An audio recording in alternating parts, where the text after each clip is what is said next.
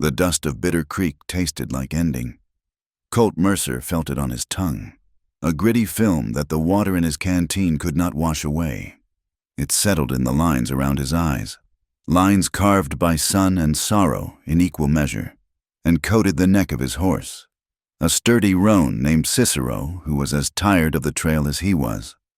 They had pushed 100 head of longhorn across the cracked earth for 2 weeks. And this town, this collection of sun-bleached planks and false fronts leaning against a barren bluff, was the end of the line.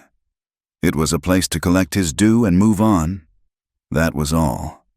He rode down the town's only street, a wide, rutted track of dirt that seemed to suck the sound from Cicero's hooves. The buildings looked thirsty, their paint peeling like sunburnt skin. The saloon doors were shut tight against the afternoon glare, and the mercantile's windows were so clouded with dust it was hard to tell if the place was open for business or had been given up to the spiders. There was a stillness here, but it wasn't peaceful. It was the heavy, watchful quiet of a place where hope had packed its bags and left long ago. Colt had heard the stories. Bitter Creek was a Barlow town. The family owned the biggest ranch, the mercantile, the saloon, and most of the debt held by the poor souls who scratched out a living in the shadow of the Barlow brand. Old Man Barlow was the law, his 2 sons the muscle, and his word the final one on any matter. Colt had seen towns like this before, places where one man's greed poisoned the well for everyone else. He was a man with a reputation for fairness, a quiet man who stood up for the helpless. But he had learned long ago that you could not fix a crooked world. You could only try to walk a straight line through it. His business was with Barlow, to deliver the herd and take the silver he was owed, nothing more. As he dismounted in front of the livery, a raw-boned man with hollowed-out eyes came forward to take Cicero's reins. The man's shirt was patched at the elbows, and his gaze never quite met Colt's. "Just need him watered and fed," Colt said, his voice a low rumble, rough from disuse. "I'll be back for him." The man nodded, his eyes darting toward the center of town, where a small crowd was gathering in the main square. "Best be quick about your business," the man muttered, almost to himself. "Ain't a good day for lingering in Bitter Creek." Colt gave him a silver dollar, more than the service was worth, and the man's eyes widened for a second before the familiar look of weary gratitude returned. Colt's business could wait a moment. He was a patient man, and he wanted to understand the particular brand of misery that clung to this town's air like the heat. He walked toward the square, his spurs kicking up little puffs of the same dispiriting dust. He saw it then. A makeshift platform had been erected near the town well, nothing more than a few shipping crates pushed together. On top of it stood a young woman, even from a distance. Colt could see she did not belong there. Her dress, though plain and worn, was cut in a style that spoke of money and comfort, of a life far from the hard-scrabble existence of Bitter Creek. Her hair, the color of dark honey, was pulled back in a severe knot, but loose strands had escaped to frame a face that was pale with a mixture of fear and defiance. Standing beside her was Elias Barlow, the old man's eldest son, a thick-set man with a self-satisfied smirk. He was holding a piece of paper, waving it like a flag of conquest. "As is the town's right," Barlow announced to the assembled crowd, his voice booming with unearned authority. "We are here to settle the outstanding debt of the late Alistair Hartley, a man who, as you all know, brought shame and ruin upon himself with his failed schemes and city corruption." A murmur went through the crowd, a mix of pity and cruel satisfaction. Colt had heard whispers of the Hartley scandal even 100 miles away. A wealthy merchant from the East who had lost everything in a railroad swindle, leaving his family destitute. "His accounts are empty," Barlow continued, enjoying his moment. "His property forfeit. All that remains of value is the service of his only daughter, Isabel." He gestured to the young woman on the platform, and for the first time, she lifted her head fully, her eyes sweeping over the faces in the crowd. They were the faces of people she had probably once known in a different life. Merchants, ranchers' wives, townsfolk. Now they stared back at her with a cold curiosity, some with outright malice. Her former status had made her a target, her beauty, a prize to be coveted or spoiled. "Her indenture is to be assigned to the highest bidder," Barlow declared, "to serve for a period of 5 years to pay what her father owed this town, a debt of honor." The words were a lie, and everyone knew it. This was not about honor. It was a spectacle of humiliation, a raw display of the Barlows' power. It was cruelty for sport. Colt felt a familiar, cold knot tighten in his stomach. He had seen bullies his whole life, men who grew strong by preying on the weak. He usually kept his distance, knowing the fight was not his to start. But as he drew closer, he saw her eyes, and the world stopped. It was not just the fear in them, though there was plenty of that. A desperate, hunted look that made him think of a doe cornered by wolves. It was not just the pride, though that was there too. In the straightness of her spine and the firm set of her jaw, it was something else. Buried deep beneath it all, a profound, soul-deep hopelessness, a quiet surrender to the abyss that had opened up at her feet. It was the look of someone who was still breathing but had already accepted they were dead. Colt knew that look.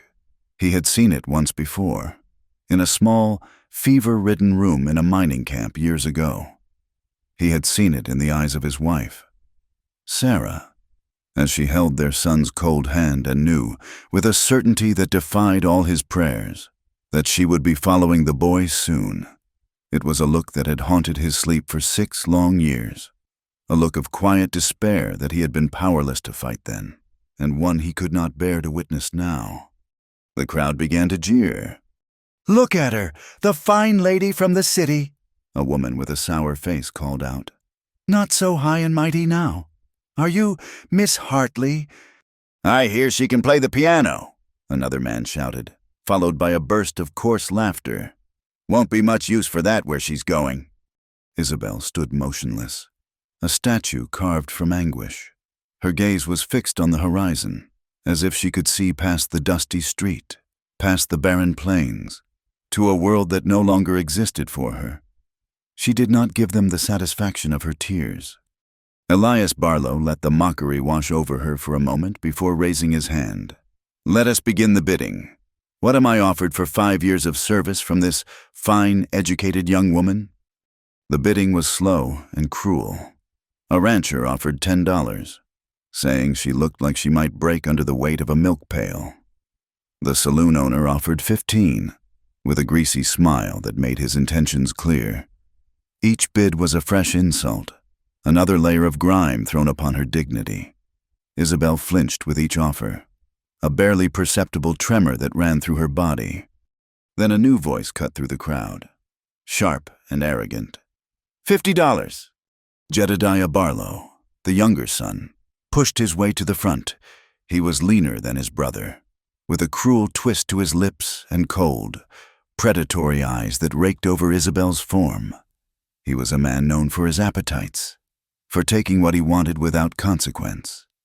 The crowd fell silent. $50 was a significant sum, more than any servant was worth. It was a statement. Jedediah was not bidding for a housekeeper. He looked directly at Isabel, a slow, possessive smile spreading across his face. "She'll be a personal assistant to me," he said, his voice laced with a meaning that made several of the women in the crowd blush and look away. "I have many tasks that require a delicate touch." Elias grinned at his brother. This was the outcome they had wanted, the ultimate triumph over the fallen Hartley name. To not only own the daughter, but to ruin her completely, to make her a plaything for the town to whisper about for years to come. $50 from Jedediah Barlow, Elias announced, his voice ringing with finality. "A generous offer. Going once, going twice." Isabel's eyes finally closed. The last ounce of fight seemed to drain out of her, leaving behind a terrifying emptiness. In that moment, Colt Mercer was no longer in Bitter Creek. He was back in that dark, airless room, watching the light fade from Sarah's eyes, helpless and broken. The grief and rage he had buried for 6 years rose in him like a flood. He had been too late then. He would not be too late now. He moved. He did not shove or run, but simply walked forward, parting the crowd with a quiet intensity that was more commanding than any shout. He stopped at the edge of the platform, his shadow falling over the Barlow brothers.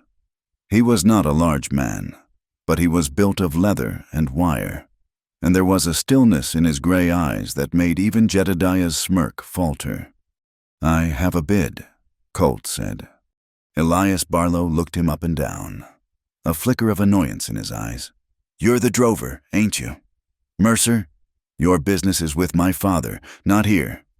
"My business is my own," Colt replied, his voice flat and even. He reached into his coat and pulled out a worn leather pouch.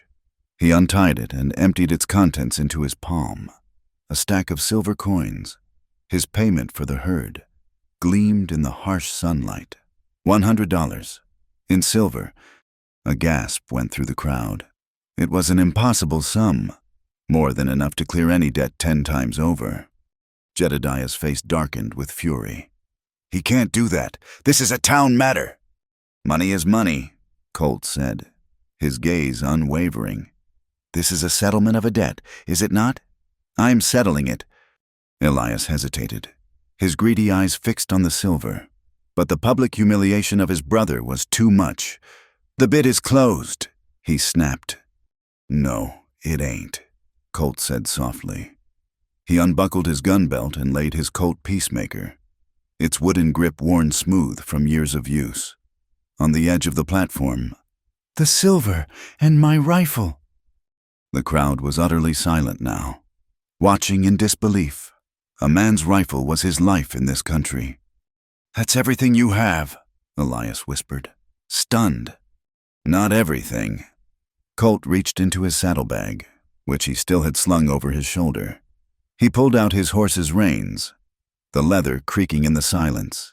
Cicero, tied to the livery post, whinnied softly as if sensing his master's intent. "My horse. A good roan. Worth another 50 on his own." Jedediah was speechless, his face a mask of thwarted rage. But Colt was not finished. He reached inside his shirt and pulled out a folded, oilskin-wrapped document. He handled it with a reverence that spoke of its importance. He unfolded it carefully. It was a land deed. 160 acres of good bottomland with a creek running through it. It was his future, his one anchor in the world, the place he was going to build something that would last. He placed the deed on top of the rifle. "My horse," he said, his voice steady. "My rifle, my silver, and my land. Everything I own, that is my bid. Now you tell me, Mr. Barlow, is the debt settled?" He spoke the words to Elias, but his eyes, for the first time, met Isabel's. She was staring at him, her face a canvas of utter shock and confusion. Her mouth was slightly open, her breath coming in shallow bursts. This was not salvation. This was madness. She was being bartered for again, her life's worth measured out in a stranger's possessions. A wave of horror washed over her features. She did not want this. She did not ask for this. The Barlow brothers were trapped. To refuse now would be to admit that this was never about a debt. It was about cruelty, and to do so in front of the entire town, in the face of a sacrifice so absolute, would be to lose the veneer of authority they held so dear. Old Man Barlow, watching from the porch of the mercantile, gave a slight, almost imperceptible shake of his head. The game was over. Elias's face was pale with rage. He snatched the silver, the rifle, and the deed from the platform. "The debt is settled," he hissed, spitting the words like poison. "She is yours." The crowd began to murmur, a low buzz of astonishment and unease. They had come for a spectacle, and they had gotten one, but not the one they expected. They had witnessed an act so far outside their daily experience of bitterness and survival that they did not know how to react. Colt Mercer ignored them all. He stepped up onto the crates, his movements deliberate and calm. He did not look at Isabel as if she were a possession he had just won. He looked at her like a person. He said nothing personal, offered no words of comfort or explanation. He simply extended his hand, palm up, a simple, quiet invitation. For a long moment, she just stared at it, her mind reeling. She was free of the Barlows, but what was she now? The property of this quiet, sad-eyed stranger who had just beggared himself for a woman he did not know? But the hand remained, steady and patient. It was a calloused hand, scarred and weathered, but it was not demanding. It was an offer, a way down off the platform, a way out of the suffocating circle of staring eyes. Slowly, hesitantly, as if waking from a long nightmare, she placed her hand in his. His grip was firm but gentle, without a word. Colt helped her down from the crates. He did not release her hand but kept it loosely in his as he turned and led her through the stunned and silent crowd. The people parted for them, their faces a mixture of awe, resentment, and confusion. Colt's gaze was fixed straight ahead, and Isabel kept her eyes on the ground, the dust blurring beneath her feet. He led her away from the square, away from the whispers and the stares, a solitary man who now owned nothing but the freedom of the woman walking beside him. And as they walked, a profound and unsettling quiet fell over the town of Bitter Creek. He did not lead her far, only to the relative quiet of the alley beside the livery stable, where the stench of hay and manure replaced the thick tension of the town square. The moment they were out of the crowd's sight, Isabel snatched her hand from his as if his touch had burned her. She spun around to face him, her eyes blazing with a desperate, cornered fury. "What do you want?" she demanded, her voice a harsh whisper. Raw with emotion she had refused to show the mob. "What is your price? You have bought me, just as they intended. So, tell me, what are my duties to be?" She stood braced for the answer, her entire body a taut line of defiance. She expected a leer, a demand, some new form of degradation to replace the one she had just escaped. She was a Hartley. She knew men did not perform such grand gestures out of the goodness of their hearts. There was always a price, always a ledger to be balanced. Colt Mercer simply looked at her, his gray eyes holding no hint of triumph or desire. They held only a deep, abiding weariness. He took a moment before he spoke, as if weighing the few words he was willing to spend. "I want nothing from you," he said, his voice low and even. "The debt is paid. You are free." The answer was so contrary to every expectation that it completely disarmed her. "Free?" she echoed, the word sounding foreign and absurd. "Free to do what? To go where? I have nothing. No family. No money. You saw to that. You gave away everything you own. What am I supposed to do now?" Her voice cracked on the last word, the sheer hopelessness of her situation crashing down upon her. "I have a place," he said, ignoring her rising panic. "A small ranch, a few days' ride from here. It is remote. No one will bother you. I can offer you shelter. There is work, if you want it. Simple chores. Cooking, mending. Enough to earn your keep until you decide what you want to do next. When you wish to leave, you are free to go." She stared at him, searching his face for the lie, the hidden angle. There was none, only a quiet sincerity that was more unsettling than any threat. He had impoverished himself for her, and now he was offering her a choice? It made no sense. In her world, choices were for the powerful, not for the ruined. "Why?" she finally whispered. "Why would you do this for a stranger?" He held her gaze for a long moment, and she saw a flicker of some old, deep pain in his eyes.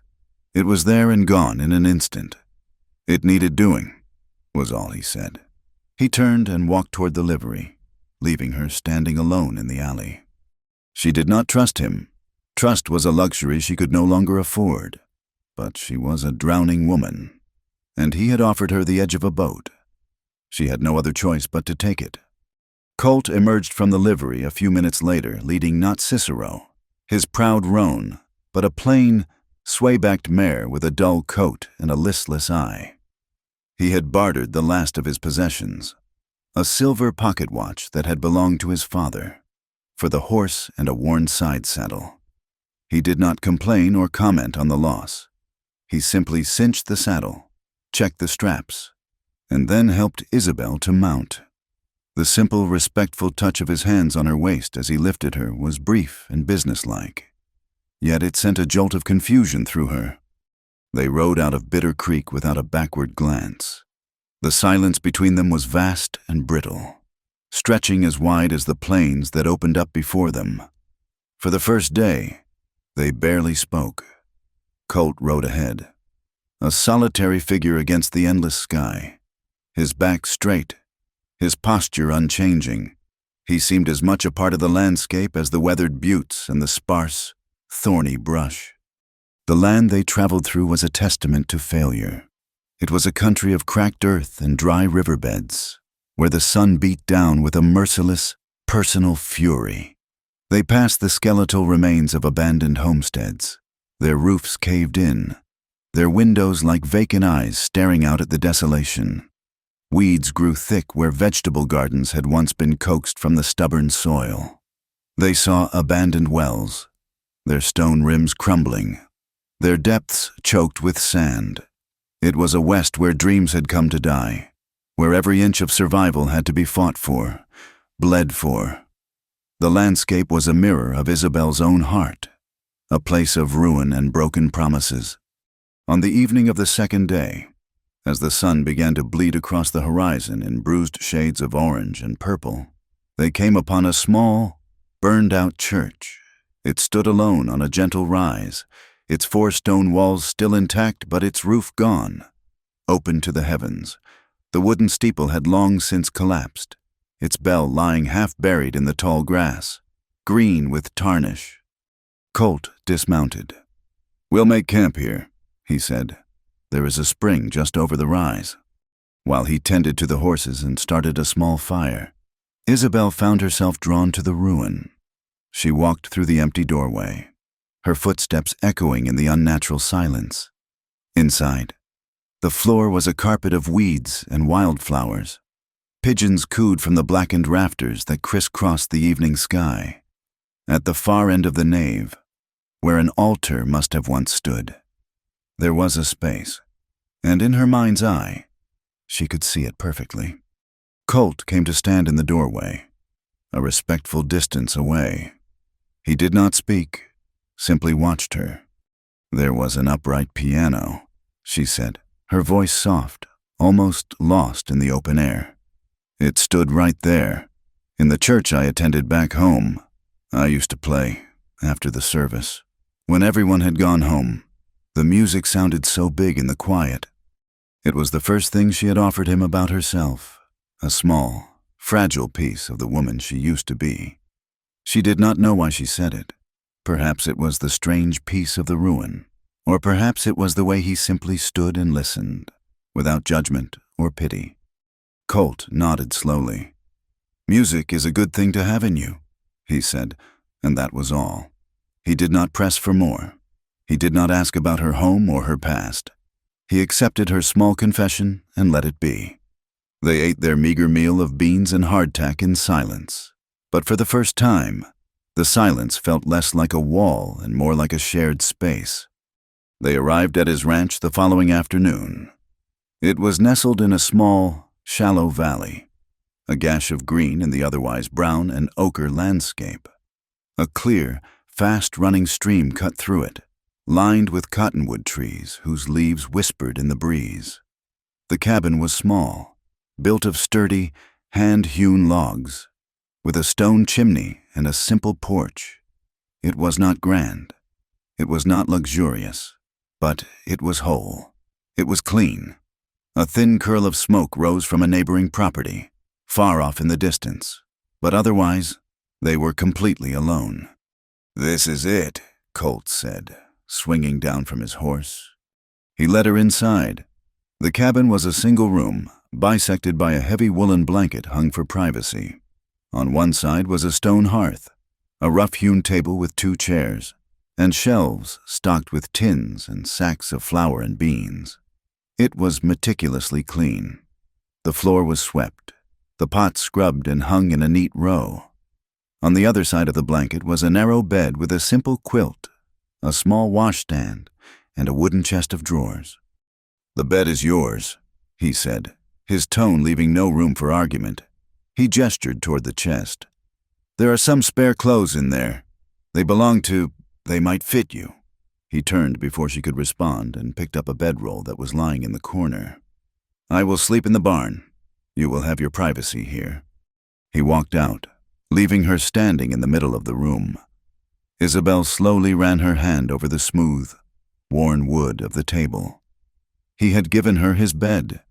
He had given her the safety of a locked door and chosen the cold floor of the barn for himself.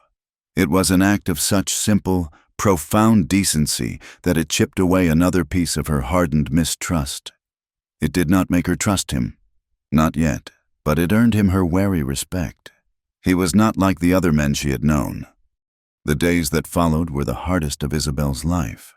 She, who had never done more than arrange flowers or practice her stitching, was now faced with the relentless demands of survival. The work was endless and utterly foreign. She burned the biscuits and scorched the beans. She pricked her fingers until they were raw, trying to mend one of Colt's shirts, her stitches clumsy and uneven. The first time she tried to draw water from the stream, she slipped on a mossy rock and soaked her dress, returning to the cabin shivering and humiliated. But within her, a core of heartly pride remained. She refused to be useless. She had been a burden to her father in the end, a commodity to be sold by the Barlows. She would not be a burden here. So, every morning, she rose before dawn and tried again. She watched how Colt banked the fire, how he kneaded the dough, how he handled an axe. He never once criticized her failures. When she struggled, he would appear at her side and demonstrate the task with quiet, efficient movements. He would show her how to properly hold a needle, how to judge the heat of the skillet, how to chop kindling without taking off a finger. His patience was as vast and steady as the plains around them. A week after they arrived, they needed supplies. The ride to the nearest town, a slightly more prosperous place than Bitter Creek called Redemption, was a tense affair. The story of the drover who had bought a lady for the price of his entire future had traveled on the wind. As they walked down the main street, Isabel felt the weight of 100 eyes on her. The whispers followed them like flies. "That's her, the one from Bitter Creek. The bought lady. Look at him. Gave up his land for her. Must be a fool." The women stared at her with a mixture of scorn and pity, their gazes lingering on her worn dress, judging her, dismissing her. The men looked at Colt with a different kind of curiosity, some with a grudging respect, others with a knowing smirk, as if they were privy to a secret joke. Colt seemed oblivious to it all. He walked with his head held high, his expression unreadable, and conducted his business with a quiet dignity that dared anyone to comment. But Isabel felt every stare, every whisper, like a physical blow. She was no longer Isabel Hartley. She was a story, a piece of gossip, a woman with a price. Back at the quiet of the cabin, she tried to scrub the feeling of shame from her skin, while putting away the new supplies. She opened one of the drawers in the wooden chest to store a bolt of calico cloth. Tucked away at the very back, beneath a stack of neatly folded linens, her fingers brushed against a small, rectangular object wrapped in oilcloth. Curiosity overrode her sense of propriety. She unwrapped it carefully. It was a photograph, a tintype in a small brass frame. It showed a woman with a kind, gentle face and eyes that held a hint of laughter, her hair braided and coiled on her head. In her lap sat a small boy, no more than 4 years old, with a serious expression and a mop of unruly dark hair. The woman's arm was wrapped protectively around him. It was a portrait of a family, of a life that Colt never spoke of. Isabel traced the faint image of the woman's face with her finger.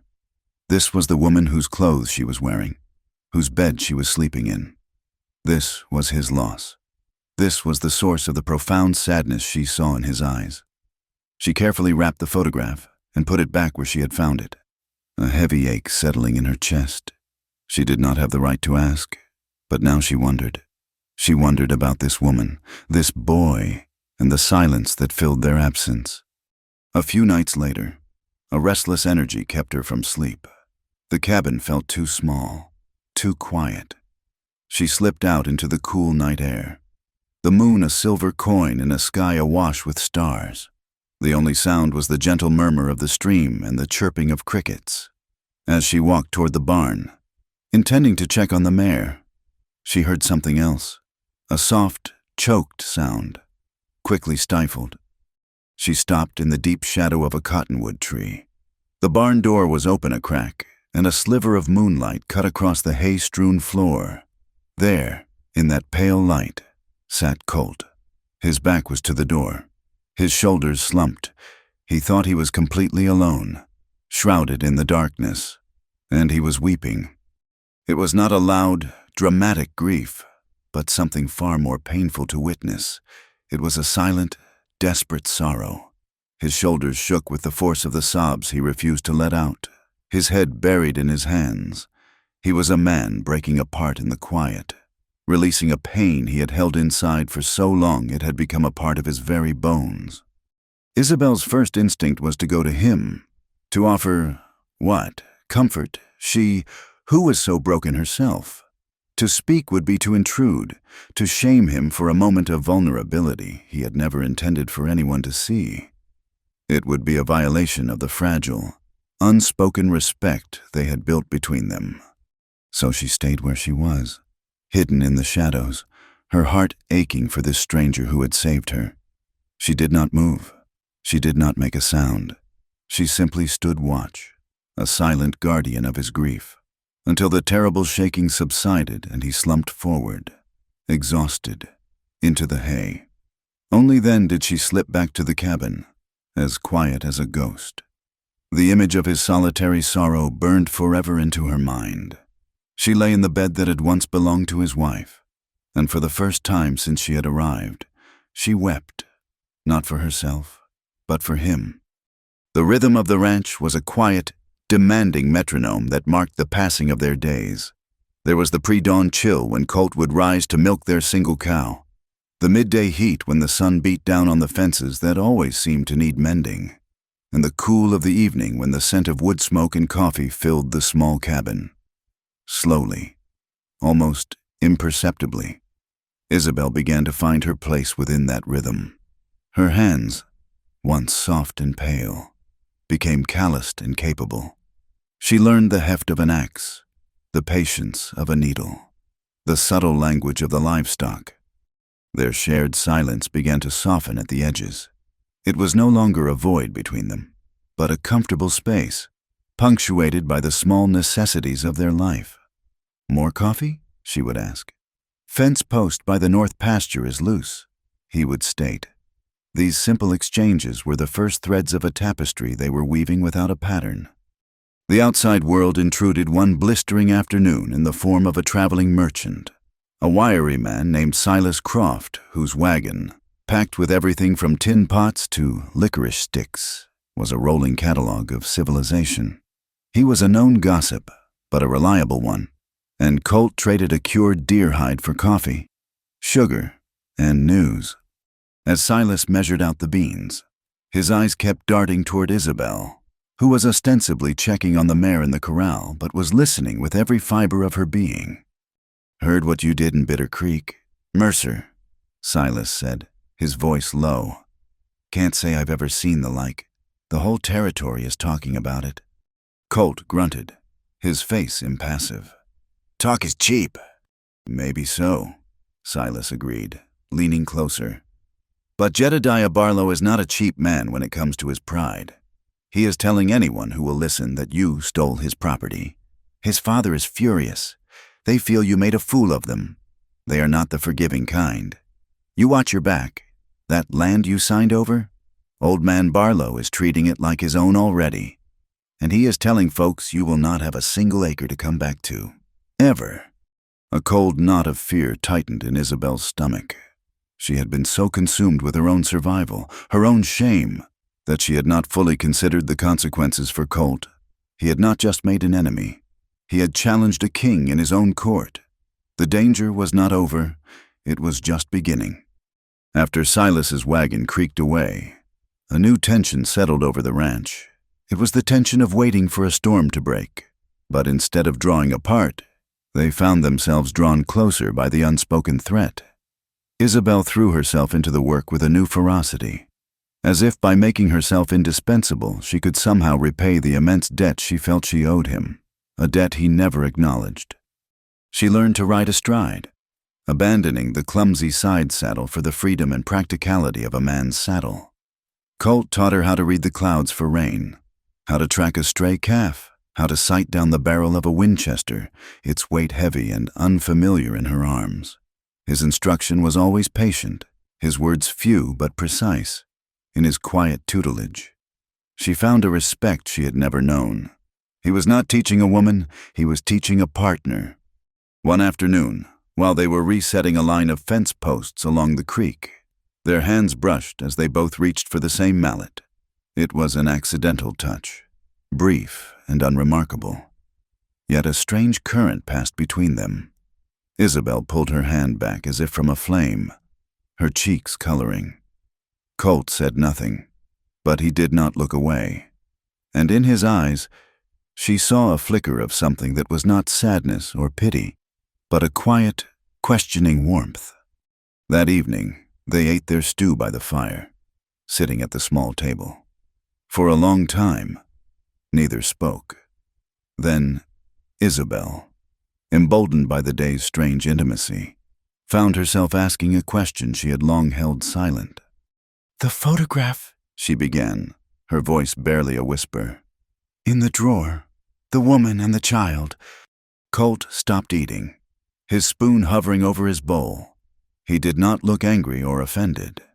He simply set the spoon down and stared into the fire, his face a mask of old sorrows. Isabel immediately regretted speaking, the fragile peace of the evening shattered by her intrusion. "I am sorry," she said quickly. "I should not have asked." "It is all right," he said, his voice rough. He was silent for another long minute, and she thought he would say no more, but then he began to speak, his gaze still fixed on the dancing flames. "Her name was Sarah," he said. "My wife. The boy was Thomas, my son. He was 4 years old. He had his mother's laugh." He paused, swallowing hard. "We were in a mining town up in the mountains, a good place. For a while, we had a small claim, a tight little cabin. I was going to build her a proper house, with glass windows and a porch." He fell silent again, lost in the memory. "Then the fever came, scarlet fever. It moved through the camp like a brush fire. Thomas took sick first. One day he was chasing a horny toad in the sun. The next he was burning up. There was nothing we could do. The doctor was a drunk, and even if he had been sober, he had no medicine that could touch it. We held him. We bathed his head with cool water. And we watched him go." His voice was flat, stripped of all emotion, which made the story all the more devastating. "Sarah, she was never strong. The grief took the last of her strength. She caught the fever a week later. She did not fight it. I think she wanted to go. She wanted to be with our boy. I begged her. I prayed. I tried everything. But she just got quieter and quieter. The last thing she said to me was, 'Do not be sad for too long. Colt.' Then she was gone. Too." He finally looked up from the fire, and his eyes met Isabel's. They were not filled with tears, but with a desolate emptiness that chilled her to the bone. "I buried them both on the same hill, under a ponderosa pine. I could not save them. A man is supposed to protect his family, and I could not save them." The raw, unvarnished pain in his confession unlocked something in Isabel. His story was one of helplessness, of love and loss so profound it had hollowed him out. And in his vulnerability, she found the courage to offer her own broken pieces. "My father," she began, her voice trembling slightly. "He was not a bad man, just proud, and foolish. He invested everything we had in a new railroad spur. He was promised a fortune. When the deal started to fall apart, he tried to bribe a railroad official, a senator. Actually, he was caught. The shame of it washed over her again, as fresh and stinging as the day she had first heard the news. It was a scandal.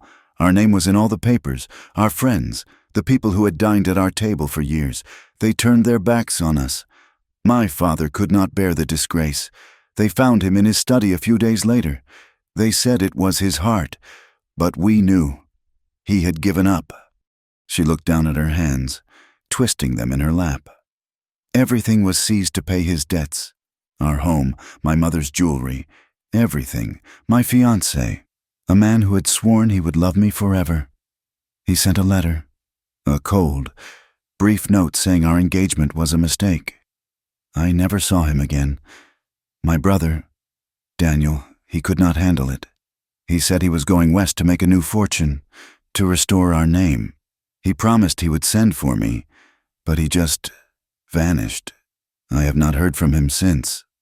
The words tumbled out, a torrent of grief and humiliation she had held inside for so long. The final piece of her composure crumbled. A single tear escaped and traced a path through the grime on her cheek. Then another. Soon. Her shoulders were shaking with silent, racking sobs. It was the first time she had truly cried since her father's death. Colt did not move. He did not reach for her, did not offer clumsy words of comfort. He simply sat beside her in the firelight, a still and steady presence. He let her cry until the storm of her grief had passed, until her sobs subsided into shuddering breaths. He sat with her in her pain, and in his silent companionship. She felt a sense of peace she had not known was possible. He was not trying to fix her. He was simply letting her be broken. A few weeks later, the need for supplies drove them back toward civilization. This time, they rode to the county seat, a larger, more established town where the bank that held Colt's deed was located. Colt had the silver he had earned from the cattle drive, enough to buy back his land, and he hoped to settle the matter once and for all. The banker, a portly man with small, shrewd eyes named Mr. Abernathy, listened to Colt's request with a condescending smile. He took the pouch of silver, weighed it in his hand, and then pushed it back across the polished wooden counter. "I am afraid that will not be possible, Mr. Mercer," he said smoothly. "The silver is the agreed price," Colt said, his voice dangerously quiet. "Ah, but circumstances have changed," Abernathy said, steepling his fingers. "The deed was given as collateral in a public wager, a reckless gamble according to our sources in Bitter Creek. The Barlow Land and Cattle Company has filed a claim, stating that the transaction was illegitimate. Until the matter is settled by a circuit judge, the deed is frozen. It was a lie, a fabrication woven from the Barlows' power and influence. But it was a lie wrapped in the authority of the law. They were trapped." Colt's face was like stone, but Isabel could see the muscle ticking in his jaw. They walked out of the bank into the harsh sunlight, the weight of their defeat heavy in the air. As they passed the town's main hotel, a woman in a fine silk dress, a woman who looked like she could have been one of Isabel's mother's friends, stepped out onto the boardwalk. Her eyes met Isabel's, and a look of pure contempt twisted her features. The woman leaned forward and spat on the ground, just inches from Isabel's feet. The act was so vile, so full of hatred, that it struck Isabel with the force of a physical blow. All the humiliation, all the shame, came rushing back. She flinched, her spirit withering under the woman's venomous glare. She expected Colt to speak, to lash out. He did nothing of the sort. He simply stopped and turned his head, his gaze settling on the woman. He did not say a word. He did not threaten. He just looked at her. His stare was as cold and flat as a winter sky, and it held in it a promise of a reckoning so profound that the woman's sneer faltered. She took an involuntary step back, her face paling, and hurried back into the hotel. The other townsfolk on the street, who had stopped to watch, quickly found other places to be. The path before them cleared. They rode out of town in silence, the pouch of silver still heavy in Colt's saddlebag. The sun began to set, painting the clouds in fiery strokes. They stopped to let the horses drink at a small, meandering creek. The silence between them was no longer comfortable. It was filled with the bitter taste of injustice. Isabel looked at him, at his proud, weary profile outlined against the dying light. She looked at the calloused hands that had given up everything, at the sad eyes that had seen so much loss, and the question that had been buried in her heart since that day in Bitter Creek finally rose to her lips. "Why?" she asked, her voice quiet. "Why did you give up everything for me? You did not even know me." Colt turned to face her. The last rays of the sun caught in his gray eyes, turning them the color of molten silver. He considered her question for a long time. The only sound, the gentle rushing of the creek and the soft snort of the horses. When he finally answered, his voice was simple, honest, and utterly devastating. "Because no one else would." The news from the traveling merchant settled over the ranch like a shroud, poisoning the quiet air with a sense of foreboding. The days that followed were taut with a silent, watchful tension. Every shadow seemed longer. Every coyote's howl in the distance sounded like a warning. The peace Colt had bought for Isabel was proving to be nothing more than a temporary truce, and the real war was on its way. It began subtly, a section of fence wire, not broken by a struggling steer, but cut clean through with snips. A few of their small herd of cattle were found wandering a mile down the valley. An easy morning's work to retrieve. But the message was clear: we can get to you. Colt's face, already a landscape of quiet stoicism, hardened into granite. He took to wearing his gun belt from sunup to sundown and spent his evenings on the porch, his rifle across his lap, watching the darkness. The escalation came one moonless night a week later. They were jolted from their separate sleep not by a sound, but by a sudden, unnatural orange glow that flickered against the cabin's single window. Colt was out the door in an instant, rifle in hand. Isabel followed, her heart seizing in her chest. The small, secondary barn, the one used for storing hay and mending equipment, was engulfed in flames. The fire roared against the blackness of the night, a hungry, malevolent beast consuming their hard work, sending a column of sparks and smoke into the starless sky. They stood helpless, the heat scorching their faces. The structure was already a lost cause, its frame a skeleton of fire against the night. Colt's entire body was rigid with a cold, contained fury. He had not built the barn, but he had maintained it.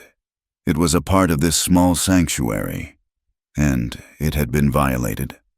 "This is my fault," Isabel whispered, the words tasting like ash in her mouth.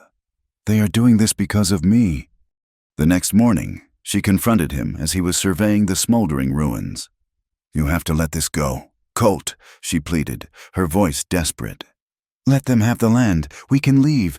We can go somewhere else, somewhere they will not find us." "There is no such place," he said, his voice a low growl. He nudged a blackened timber with the toe of his boot. "Men like Barlow do not just take your land. They take your fight. Once you let them win, they own you forever. They will not stop until they have everything." "But they already have everything," she cried, gesturing around at the vast, empty landscape that was no longer his. "This is just a cabin. It is not worth your life." He turned to face her, and the look in his eyes silenced her. It was a look of such profound, ancient pain that it was as if she were seeing into the core of his soul. "Letting men like that win is what destroyed my family," he said, his voice raw with the memory. "The fever. It was a force of nature. I could not fight it. But it came to our camp because the man who owned the mine was greedy. He cut corners on sanitation, on clean water, all to save a few dollars. He let a sickness fester because he was powerful and we were not. I did nothing. I kept my head down, and I buried my wife and son because of it. I will not make that mistake again." The weight of his confession was crushing. She saw now that this was not about a deed, or a barn, or even about her. It was about redemption, a war he had to fight with the ghosts of his past. "But I am not Sarah," she whispered, the words tearing at her throat. "I am not your wife. You are risking everything all over again for someone who does not deserve it." The words were born of her own deep-seated shame, her belief that she was a curse, a catalyst for ruin. Colt took a step closer, his gaze so intense it felt as if he could see every broken piece of her. He did not raise his voice. He did not argue. He simply stated a truth that he held to be as solid as the mountains on the horizon. "You do," he said quietly. The two words hung in the air between them, simple, absolute, and utterly devastating. They were a shield against her shame, a balm on her deepest wound. In that moment, she felt a crack appear in the wall she had built around her heart, a tiny fissure through which a terrifying and unfamiliar light began to shine, as if the land itself were reflecting the turmoil between them. The sky turned against them. For 2 days, dark, bruised-looking clouds gathered in the west. And then the storm broke with the fury of a biblical plague.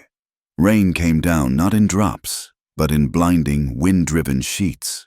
The creek swelled into a muddy, raging torrent, and the ground turned to a thick, sucking mire. In the middle of the first night of the storm, they were awoken by a sound like a pistol shot, followed by a low, splintering groan. It was the sound of a massive cottonwood tree, its roots undermined by the flood, crashing down directly onto a section of their main pasture fence. A wave of lowing panic from the cattle told them the rest. The herd was loose, and in the dark and the storm, they would scatter for miles or, worse, be driven into the flooded creek.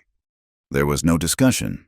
They pulled on oilskins, lit a lantern that was almost immediately useless in the gale, and went out into the maelstrom. The work was brutal, a nightmare of mud and terror. The rain was a physical force, plastering their hair to their faces and chilling them to the bone. They slipped and fell in the mud, shouting to be heard over the roar of the wind, their hands raw from pulling on splintered rails and twisted wire. They worked by instinct and feel, two desperate figures fighting a losing battle against the elements. They managed to haze most of the panicked cattle into the small, sturdy corral near the cabin, but a handful remained, wild-eyed and terrified, on the wrong side of the broken fence.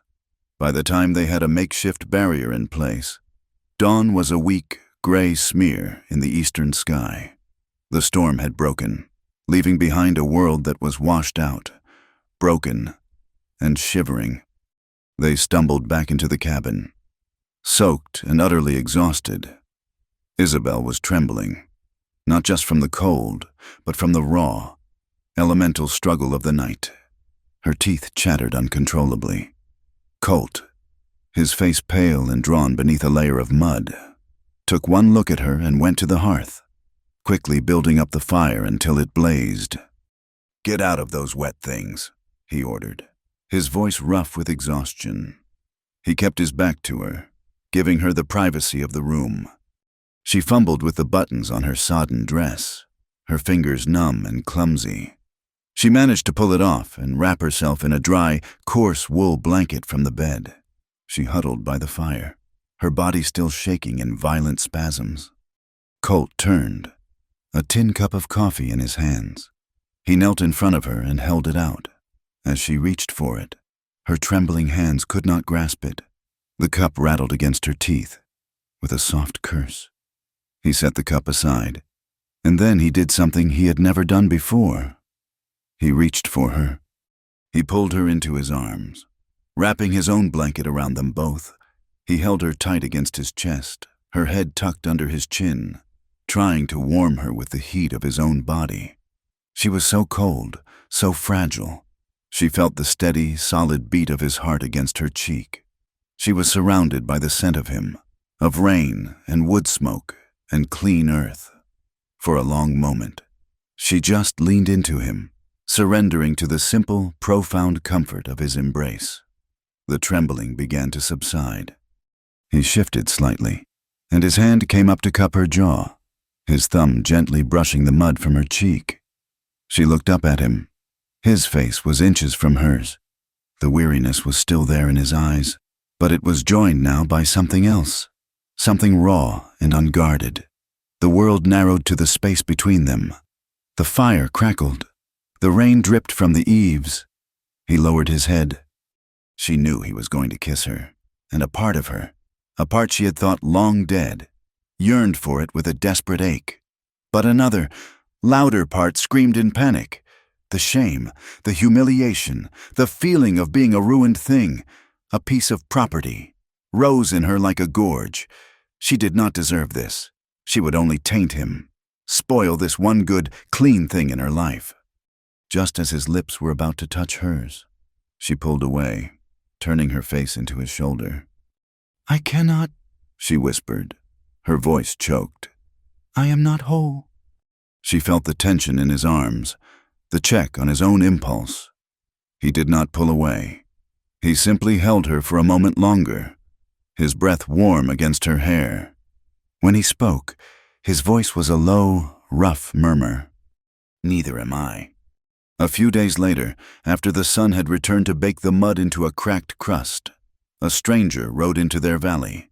He was not a threat, not a Barlow man. He was a young man on a tired horse, dressed in clothes that were too fine for his circumstances, a velvet collared coat that was frayed at the cuffs and trousers stained with the dust of a long road. He had a handsome face, but his eyes held a feverish, restless energy.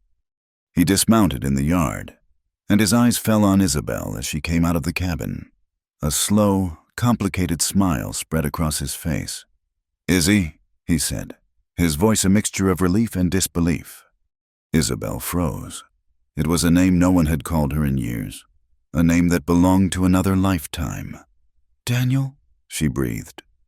It was her brother, thinner, harder, but unmistakably him. He rushed forward and embraced her, a hug that felt more possessory than affectionate. "I heard a story," he said, pulling back to look at her. "In a saloon in Redemption, about a woman bought by a cowboy. I knew it had to be you. I have been searching for you for months." Colt had come to stand on the porch, his expression unreadable, his hand resting near the butt of his pistol. Daniel glanced at Colt, a dismissive, condescending look in his eyes. "So this is him? The man who bought my sister?" He turned back to Isabel. "Pack your things, Izzy. We are leaving. I have a plan. There is a silver strike in the territories. A game of chance. But the stakes are high. We can win back everything. Restore the Hartley name." The hope that had flared in Isabel's chest at the sight of him died as quickly as it had been born. He had not changed. He was still chasing the same foolish dreams, the same games of chance that had ruined their father. "There is no Hartley name to restore," she said, her voice flat. "It is gone, Daniel, and I am not leaving." His face darkened. "What are you talking about? You would stay here, in this hovel, with him? Have you no pride left?" "I have more pride now than I ever did when I was a Hartley," she shot back, her voice ringing with a strength she had not known she possessed. "I am earning my keep. I am building a life." "You are a servant," he spat. "His possession! I will not allow it." They argued then, their voices rising in the quiet valley air, a bitter cocktail of old wounds and new resentments. He could not understand her refusal to grasp at the ghost of their past, and she could not abide his refusal to face the reality of their present. Finally, in a fit of frustration and rage, he raised his hand. "You will listen to me," he shouted, and he struck her across the face. The slap was sharp, a crack in the afternoon stillness. It sent her staggering back a step, her cheek stinging, her mind reeling more from the shock of the betrayal than the pain. And then the world seemed to go silent and slow. Colt moved off the porch. He did not rush. He did not shout. He moved with a terrifying, predatory stillness, his eyes fixed on Daniel. The rage that emanated from him was a palpable thing, cold and absolute. Daniel, seeing the look on his face, took a step back, his own anger dissolving into fear. "Stay out of this, cowboy," he stammered. "This is family business." Colt did not speak. He closed the distance between them in 2 long strides. His hand shot out and grabbed the front of Daniel's fine coat, twisting it in his fist. He slammed him back against the corral fence with a force that knocked the wind from his lungs. In the next instant, Daniel was on the ground, and Colt was on top of him, one hand pressing his throat into the dirt, the other drawn back into a fist. "Colt, no!" Isabel screamed. Rushing forward, she saw the look in Colt's eyes. It was the face of a man pushed past his limit, a man exacting vengeance for every loss, every injustice he had ever suffered. He was going to kill him. She grabbed his arm, pulling at him with all her strength. "Stop, please! He is my brother! Do not do this, for me!" For a terrible, eternal second, he did not seem to hear her. His entire being was focused on the act of destruction. But then, slowly, her words penetrated his rage. His eyes flickered, the murderous intent receding, replaced by a shuddering breath. He looked down at the terrified, gasping man beneath him. And then he looked at Isabel, her face pale with horror, her hand still gripping his arm, with a final, guttural sound of disgust. He released Daniel and stood up. Daniel scrambled to his feet, choking and coughing, a raw red mark on his throat. He looked from Colt's rigid form to Isabel's stricken face, and without another word, he stumbled to his horse, mounted, and galloped away, never once looking back. They stood in the yard, the dust settling around them. The silence that fell was heavier, more profound than any they had ever shared. Colt's hands were clenched into fists at his sides, his whole body trembling with the aftermath of his rage. He finally turned to her, his face a mask of anguish. "I am tired," he said, his voice a hoarse whisper. "I am so tired of letting people go." That night, sleep would not come. Isabel lay in the narrow bed, her cheek throbbing, her heart a tangled knot of grief, fear, and a strange, fierce gratitude. She thought of Daniel's betrayal, and of Colt's terrifying defense of her. She thought of his quiet declaration, "You do," and of his whispered confession, "Neither am I." He had not bought her body. He had not bought her service. He had, with his quiet decency and his own broken heart, laid claim to a part of her soul, and she could no longer deny it. She rose from the bed, her bare feet silent on the wooden floor. She wore only her thin cotton nightgown. She pulled aside the heavy blanket that separated their lives and walked to the other side of the cabin. Colt was not there. The door was slightly ajar. She found him in the barn, sitting on an old crate, his head in his hands. He looked up as she entered, his face shadowed in the moonlight that slanted through the open door. She walked toward him, her steps slow and deliberate. She stopped in front of him, her body trembling not from cold, but from a resolve that came from the deepest part of her. He looked up at her, his eyes full of questions he would not ask. "You did not buy me," she said, her voice soft but steady in the quiet of the barn. "But I am still yours, if you want me." It was an offering of everything she was, her brokenness, her gratitude, her burgeoning love. It was all she had left to give. Colt looked at her, standing before him in the moonlight, so terribly vulnerable and so incredibly brave. A tremor went through him. He slowly shut his eyes, as if in pain, blocking out the sight of her. When he spoke, his voice was thick with an emotion she could not name, but it was gentle, so incredibly gentle. "Not like this," he said softly. "You deserve more." His gentle refusal in the barn that night did not create a wall between them, but rather, it dismantled the last one. In turning her down, not out of rejection, but out of a profound respect for her worth. He had given her a gift far greater than his land or his silver. He had given her back a piece of herself. The days that followed were marked by a new, unspoken understanding. The air between them was still quiet, but it was a quiet charged with a tender, simmering awareness. They were no longer just two survivors sharing a roof. They were a man and a woman on the precipice of a fragile, uncharted territory.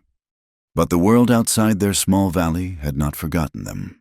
The story of Isabel's brother, Daniel, and his violent departure had traveled back to redemption and Bitter Creek on the wind of gossip. Silas Croft, the merchant, had seen Daniel in a saloon, drunk and bitter, spinning a lurid tale of his sister living in sin with the half-mad cowboy who had bought her. The narrative suited the Barlows' purposes perfectly. It was the final piece of ammunition they needed. An official-looking rider, a deputy from the county seat, brought the summons. He delivered it with an air of grim satisfaction, his eyes lingering on Isabel with a look that made her feel as though she were back on the platform in Bitter Creek. The document was a formal notice. A claim had been filed by the citizens of Redemption, supported by the Barlow Land and Cattle Company, to seize the land deed Colt had forfeited. The grounds were that he, Colt Mercer, was a man of unsound mind and reckless character, and that he was cohabiting with a woman of ill repute, thereby rendering the transaction a public indecency and the deed forfeit. Colt was ordered to appear before a circuit judge in the county seat in 2 weeks' time to defend his claim. Isabel read the paper over his shoulder, the legalistic words blurring into a single, ugly accusation. It was a lie, a carefully constructed cage of prejudice and power. "I will go alone," Colt said, his voice flat as he folded the paper. "There is no need for you to face this." Isabel took the paper from his hand and tore it in half, her eyes flashing with a fire he had never seen before. "No," she said, her voice shaking with a cold fury. "I will not be the reason you lose everything and then hide while you fight for it. They are putting me on trial as much as you. I will be there. I will speak. Where you go, I go." There was no arguing with the steel in her voice. For the first time, she was not his ward, not the woman he had saved. She was his partner, and this was their fight. They set out a week later, leaving the small ranch in the care of a trusted, older neighbor from the next valley over. The journey to the county seat was different this time. They rode side by side, a quiet and united front against the world. On the second day, as evening approached, they sought shelter at a small farmstead tucked into a hollow, a tidy patch of green with a small, sturdy house and 3 young children playing in the yard. A woman came out to greet them, her face worn with work and worry, but her eyes kind. Her name was Martha, and she was a widow. She recognized Colt at once, a sad, knowing smile touching her lips. "Colt Mercer," she said softly. "It has been a long time." She ushered them inside, into a home filled with the scent of baking bread and the cheerful clutter of children's lives. As she served them a simple, hearty stew, she spoke to Colt in a low voice, her gaze occasionally drifting to Isabel with a gentle curiosity. "I heard you left the mountains after Sarah and the boy passed," Martha said, her voice full of an old, shared grief. "We all missed you. Sarah was a good friend to me. She helped me through the first year after my husband was gone." Colt just nodded, his throat too tight to speak. Later, as Colt went out to check on the horses, Martha turned to Isabel. "He is a good man. Colt is," she said, her hands busy mending a small pair of trousers. "He loved his Sarah something fierce. Broke him when he lost her. I never thought I would see him ride with anyone again." She looked up, her gaze direct and kind. She would have wanted him to have a full heart again. "Do not you mind what the gossips say? A good heart is the only currency that matters in this world." Her words were a quiet blessing, a gift of acceptance from a past that Isabel had feared she was dishonoring. It was a validation that soothed a part of her soul she had not even realized was wounded. The hearing was held in a stuffy, wood-paneled courtroom that smelled of stale cigar smoke and old paper. The room was packed with townsfolk from Redemption, their faces a gallery of hostile curiosity. At the front, sitting beside a slick, well-dressed lawyer, were Jedediah and Elias Barlow, looking smug and confident. The judge, a man named Miller with a stern face and intelligent, discerning eyes, called the hearing to order. The Barlows' lawyer presented the case, painting a picture of Colt as a reckless, unstable drifter who had foolishly thrown away his life savings in a fit of madness. He presented signed affidavits from the citizens of Redemption attesting to Colt and Isabel's immoral living arrangement and claiming it was a blight on the community. Then, Judge Miller called Colt to speak. He walked to the front of the room, his worn boots silent on the wooden floor. He stood not like a defendant, but like a man stating a simple fact. He was calm, his voice even, but it filled the room with a quiet authority. "Your Honor," he began, "I am not a reckless man. Everything I have owned in my life, I have earned with these two hands. That land was my future. I did not give it away lightly." He paused, his gaze sweeping over the faces of the Barlows. What I saw in Bitter Creek was not a settlement of a debt. It was a spectacle of cruelty. It was a town, led by these men, finding sport in the ruin of a young woman. They were not selling her labor. They were trying to break her soul. I offered what I had not because I am a fool, but because a person's dignity is worth more than 100 acres of dirt. The only indecency I saw that day was in the hearts of the men who put her on that platform. He said nothing more. He simply stated his truth and returned to his seat. A murmur went through the crowd. Judge Miller looked at Isabel. "Miss Hartley, do you have anything to say in this matter?" All eyes turned to her. She was dressed simply, her hands calloused, her face weathered by the sun. They saw a fallen woman, a cowboy's companion. But when she stood and walked to the front, she moved with a grace and poise that was utterly at odds with their perception. And when she spoke, her voice was clear, educated, and filled with a strength that stunned the room into silence. "Your Honor," she began, her gaze fixed on the judge, "the charge that Mr. Mercer gambled away his property is a lie. A gamble requires a chance of loss. Mr. Mercer undertook an act of calculated and absolute sacrifice. He knew exactly what he was losing. What he could not have known was what he would gain." She turned her head slightly, her eyes sweeping over the silent, staring crowd. "You see me as a possession, a woman of ill repute.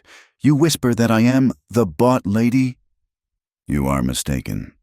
On the day you speak of, I was for sale. My pride, my future, my very humanity was being auctioned off to the lowest character. What Colt Mercer did was not to buy a servant. He bought my freedom. He purchased my right to stand here today, not as a piece of property, but as a woman, and to speak for myself." Her voice rang with a passion that was both elegant and fierce. "I do not live with him as his chattel. I live with him as his partner. I work beside him. I share his table, and I am proud to stand by him now.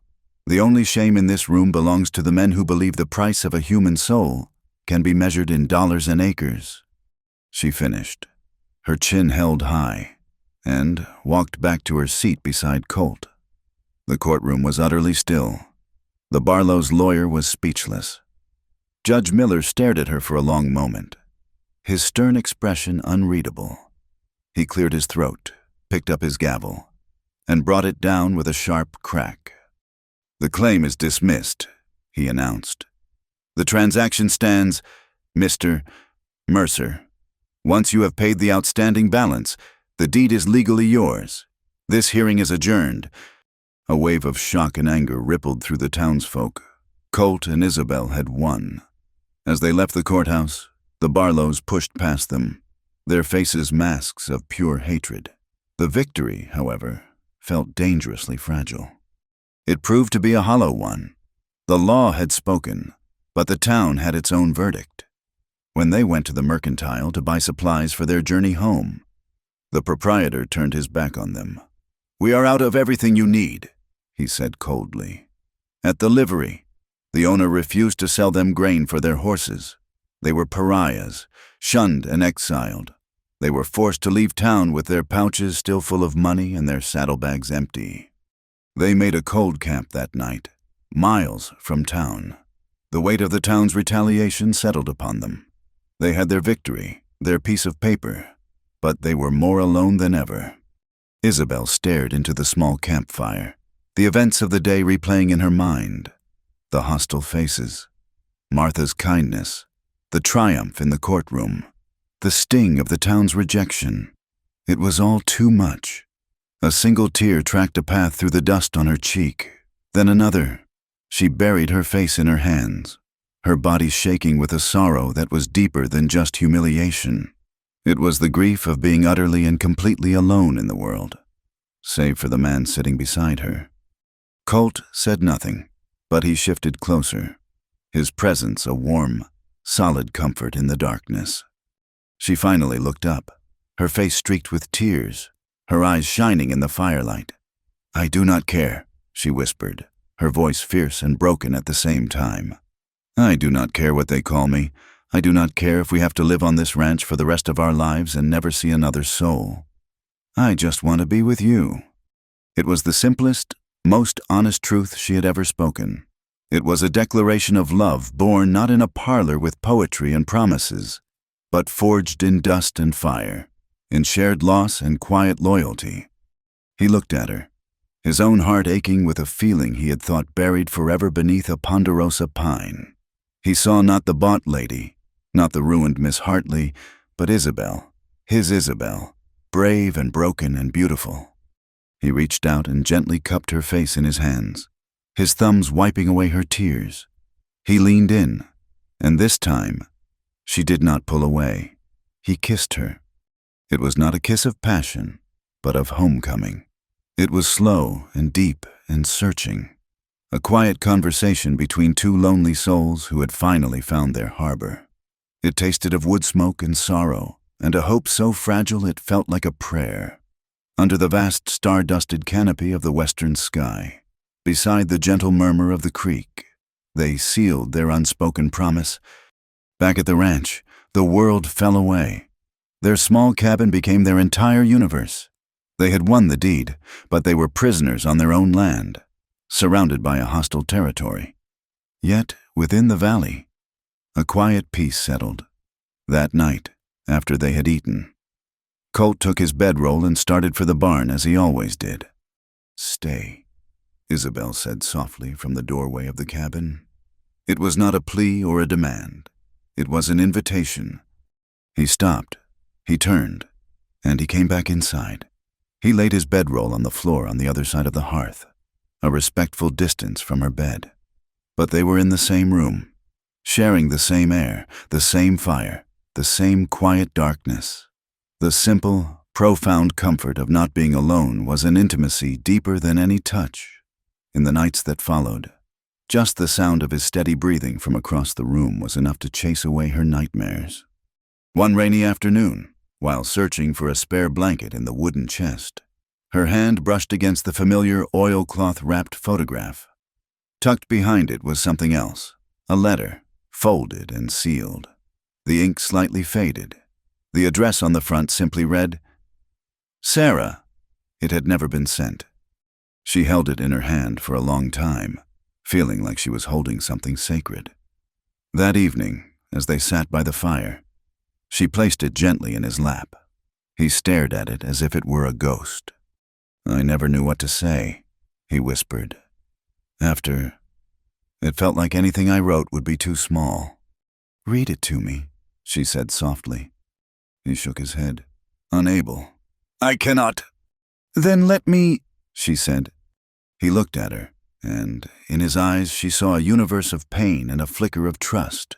He gave a slight, almost imperceptible nod. With trembling fingers, she broke the seal. The paper was worn and soft at the creases. She began to read aloud, her voice a quiet murmur in the firelit cabin. It was a letter of profound and simple love. It spoke of the way her hair caught the morning light, of the sound of her laughter, of his foolish, simple dream to build her a house with glass windows. It spoke of their boy, of his quick smile and his boundless energy. And it spoke of Colt's own terrible, crushing guilt, his feeling of failure, his bottomless grief at not being able to protect them. As she read, tears began to stream down her face, falling onto the page and blurring the ink. When she looked up, tears were carving silent paths down Colt's own weathered cheeks. He was not hiding them. He was not ashamed. She finished the last line and refolded the paper. The fire crackled, and outside, the rain whispered against the roof. They did not speak. They sat together in the warm, flickering light and cried. They cried for Sarah and for Thomas. They cried for the Hartleys and their lost fortune. They cried for every broken dream and every lost hope that had led them to this small, quiet room. They cried for everything they had lost, and in their shared tears, they began to build something new. The shared tears in the firelight washed away the last of the unspoken grief between them. In its place, a quiet, resilient love began to take root, as tenacious and determined as the wildflowers that grew in the cracks of the high desert rock. They were no longer a man and a woman defined by their separate losses, but two halves of a new, fragile whole. The cabin was no longer a shelter. It was a home. The world outside, with its judgment and its threats, seemed to fade into a distant murmur, a bad dream from which they had awoken. But the world had not forgotten them, and the hatred of the Barlows was a patient, venomous thing. It came for them on a night as black as pitch, when a sliver of a moon was hidden behind a thick bank of clouds. The first warning was not a sound, but a scent on the wind, the sharp, acrid smell of smoke where none should be. Colt was on his feet in an instant, moving with a silent, deadly grace. He grabbed his rifle from its pegs by the door, his eyes already scanning the darkness. "Stay inside," he commanded Isabel, his voice a low, urgent whisper. But she was already reaching for the Winchester he had taught her to use. "I will not," she said, her own voice steady, though her heart was a frantic drum against her ribs. A sudden, panicked whinny from the corral was followed by the sharp crack of splintering wood. Through the window, they saw dark shapes moving near the fence line, men on horseback, driving their few precious horses out into the open valley. At the same time, the smell of smoke intensified, and a hellish orange light began to pulse from the direction of the main barn. They had come not just to intimidate, but to destroy, to burn them out, to strip them of everything, to leave them stranded and broken in the wilderness. Colt moved to the door, pressing himself flat against the wall. "They will try for the house next," he said, his voice grim. "They mean to finish this." The first shot shattered the night's silence. A blast of orange fire from the darkness that splintered the door frame, inches from Colt's head. He did not flinch. He raised his rifle, sighted down the barrel into the blackness, and fired. A cry of pain answered him from the night, followed by a string of curses. They were trapped, two people against an unknown number of assailants. The fight was a chaotic blur of sound and shadow. Muzzle flashes lit the yard in brief, terrifying tableaus. The roar of the fire grew louder, the heat becoming a palpable wave. Isabel took up a position at the window, her knuckles white on the stock of the Winchester. She remembered Colt's lessons, his calm voice guiding her. "Breathe, squeeze, do not jerk." She aimed at a fleeting shadow near the woodpile and fired. The shadow dropped with a grunt, and she felt a sickening lurch in her stomach, but no regret. This was not a fight she had chosen, but it was a fight for her home, for her life, for the man who stood beside her. For what felt like an eternity, they held them back, a desperate two-person fortress against the night. The attackers, clearly not expecting such fierce resistance, grew frustrated. Their shots became wilder, more reckless. Colt moved from the door to the window, a silent, efficient shadow, his rifle speaking in measured, deadly bursts. He was a man defending his last piece of ground, his last hope. and he fought with the cold, desperate fury of a man with nothing left to lose. Then, in a moment of terrible clarity, Isabel saw a new threat. One of the men had crept along the side of the cabin, using the deep shadows as cover. He was raising his pistol, aiming it directly at the window where she stood. She saw the dark hole of the barrel, the glint of his eyes in the firelight. Time seemed to slow, to stretch into an unbearable stillness. She was frozen, a deer caught in the hunter's sight. She never heard the shot. She only saw movement. Colt, with a speed that seemed impossible, launched himself across the small space between them. He slammed into her, shoving her to the floor just as a deafening blast tore through the cabin. The bullet, meant for her heart, found him instead. He made a sound, a sharp, guttural cry of pain, and collapsed on top of her. For a moment, the world was nothing but the crushing weight of his body and the ringing in her ears. The attackers, perhaps thinking they had succeeded, let out a triumphant whoop, and then, as quickly as they had come, their hoofbeats faded into the night, leaving behind the roar of the fire and a terrifying, ringing silence. "Colt," she whispered, her voice trembling. He did not answer. She pushed against his weight, her hands coming away slick and warm.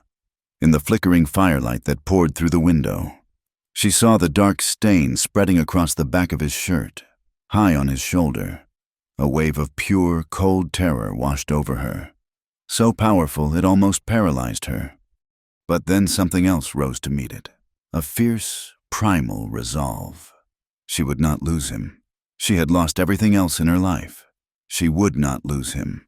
She hooked her arms under his, her feet scrabbling for purchase on the rough floorboards, and she dragged him. He was a dead weight, a mountain of unconscious flesh and bone, but she pulled with a strength born of sheer desperation, inch by agonizing inch, away from the exposed window and toward the relative safety of the hearth. She ripped his shirt open. The wound was ugly, a ragged hole oozing blood, but it was in the fleshy part of his shoulder. The bullet, thank God, seemed to have gone clean through. Her mind, which had been a storm of panic, became preternaturally calm, her focus narrowing to the single, vital task of keeping him alive. She remembered stories from her father about battlefield medicine, remembered articles she had read. Stop the bleeding, clean the wound, prevent the fever. She tore strips from her cleanest petticoat, pressing them hard against the entry and exit wounds.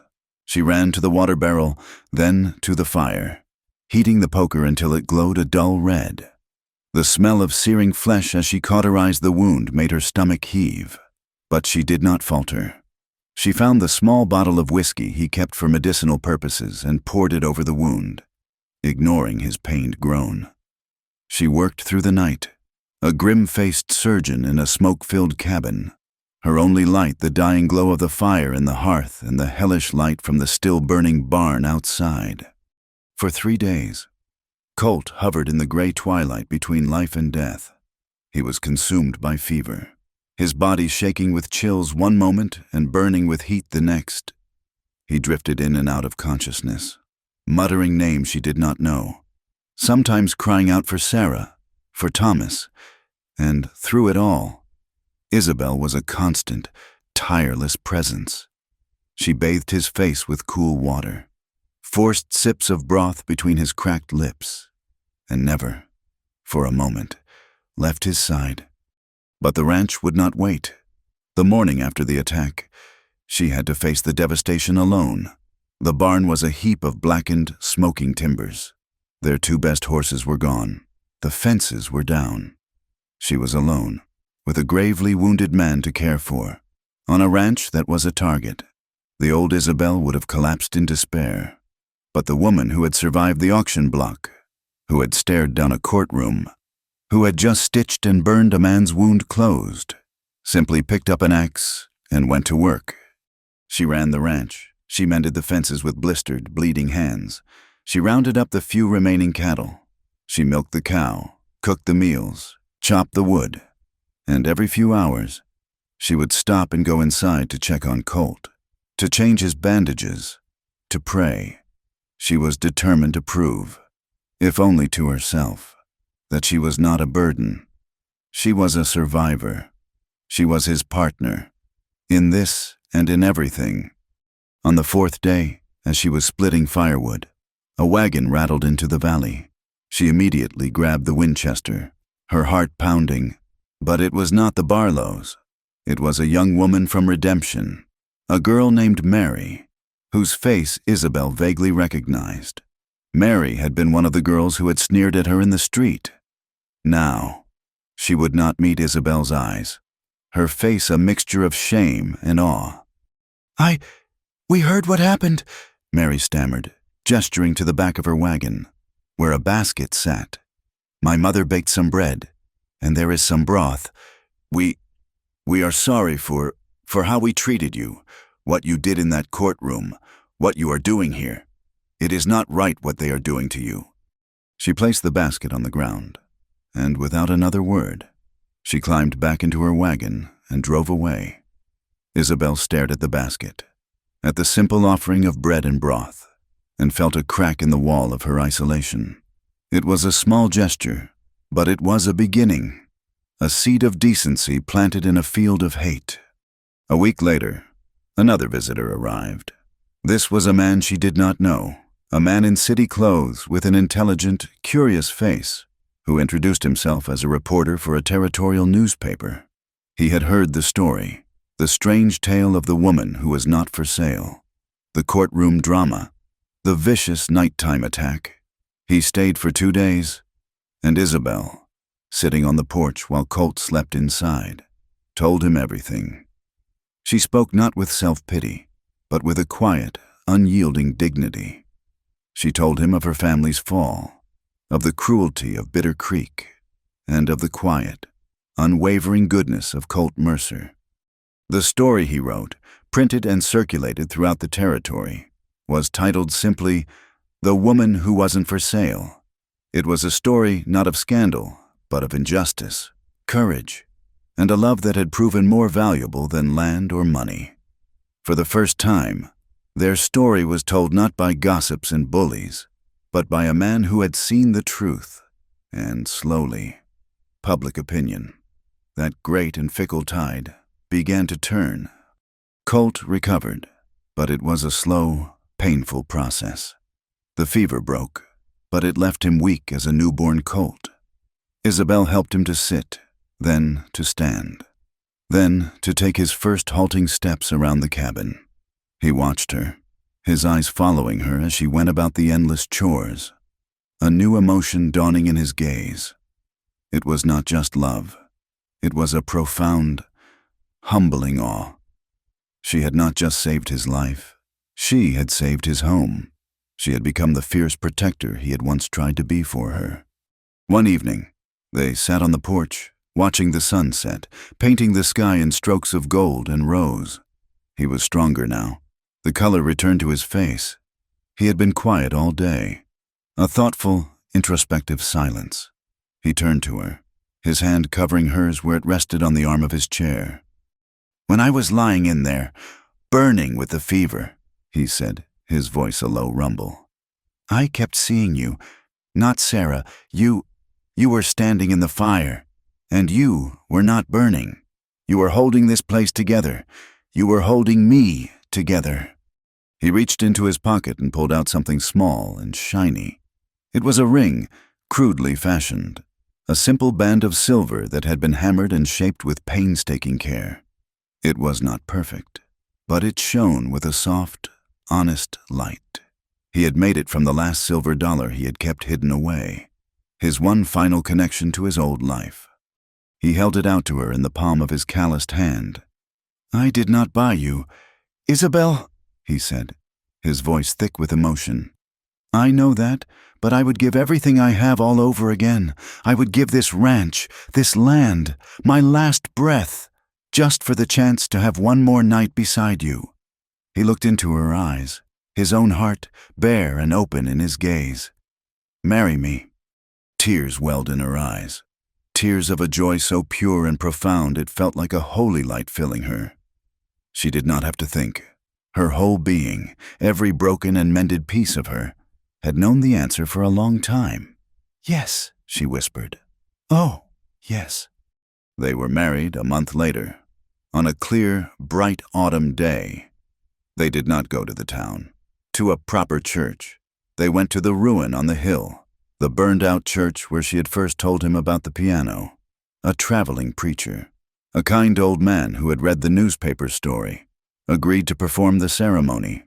A few of their neighbors were there, including Martha, the widow, and even Mary and her family from Redemption. Isabel wore a simple dress she had made herself, and in her hair, she had woven the wild, resilient flowers that grew among the ruins.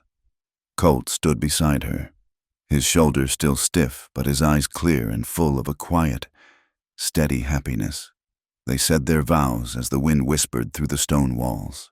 Promises not of ease or riches, but of steadfastness, of partnership, of a shared and sacred love. In the months that followed, the world continued to slowly turn. The Barlows, facing a tide of negative public opinion and a new, more scrupulous sheriff, retreated into a bitter, resentful silence. A few at a time, the townsfolk of Redemption began to ride out to their valley, offering a hand with the barn raising or trading goods, their faces holding a new, quiet respect.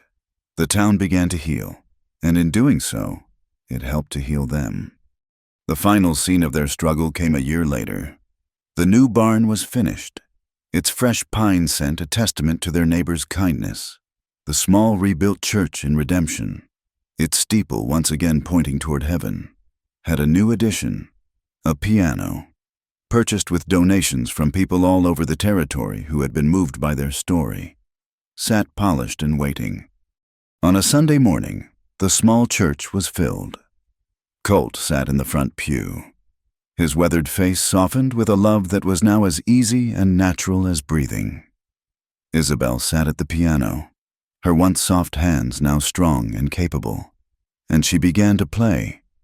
The music swelled, a simple, beautiful hymn that filled the small church and spilled out the open doors. It was a melody of sorrow and of joy, of loss and of redemption. The sound echoed out across the harsh, open plain, a testament to two broken people who, together, had finally become whole. We are so grateful you took the time to listen to our story. Please let us know where you are listening from in the comments to connect with fellow fans. And we invite you to subscribe to the From Wild West channel and share your thoughts.